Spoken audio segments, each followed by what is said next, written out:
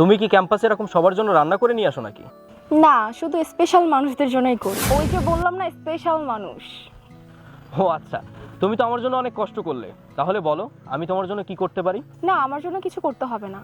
মেয়েটা মনে হয় তোকে খুব পছন্দ করে, দেখতে শুনতে বেশ ভালোই, কথা বলে দেখতে পারিস।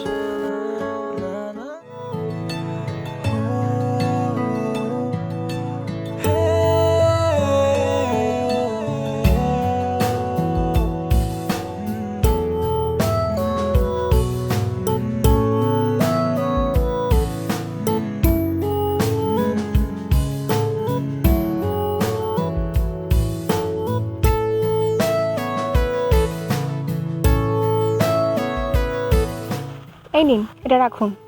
কি আছে এটাতে? আরে খাবারের বক্স দিচ্ছি, খাবারই তো থাকবে, তাই না? কিন্তু এটা তুমি আমাকে কেন দিচ্ছ? আরে এত প্রশ্ন কেন করছেন? রাখুন তো এটা। তুমি কি ক্যাম্পাসে এরকম সবার জন্য রান্না করে নিয়ে আসো নাকি? না, শুধু স্পেশাল মানুষদের জন্যই করি। আচ্ছা, এটা রাখুন তো, আমাকে যেতে হবে। আর আপনি তো আপনার অনেক বন্ধু বান্ধব নিয়ে ব্যস্তই থাকেন। এর মাঝে আমার খাবারটা খেয়ে নিন আর আমাকে জানায়েন যে কেমন হয়েছে।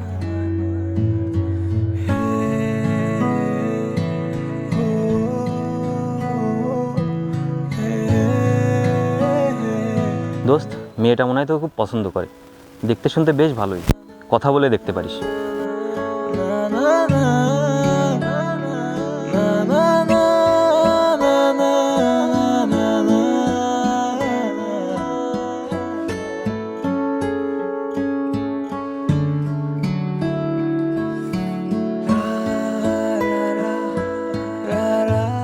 এই মেয়ে শোনো,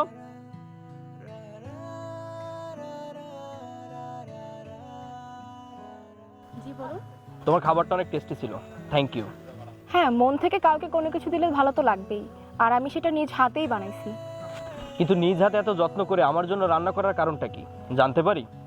হ্যাঁ, কারণ তো আছেই। কারণ না থাকলে কি শুধু শুধু করেছি? ওই যে বললাম না, স্পেশাল মানুষ।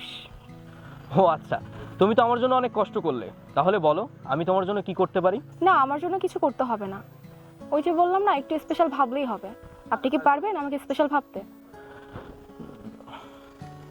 চেষ্টা তো করা যেতেই পারে। তবে একটা শর্ত আছে। শর্ত? কিসের আবার শর্ত? শর্ত হচ্ছে, ফার্স্টে আপনার এই বখাটে লুকটা চেঞ্জ করতে হবে।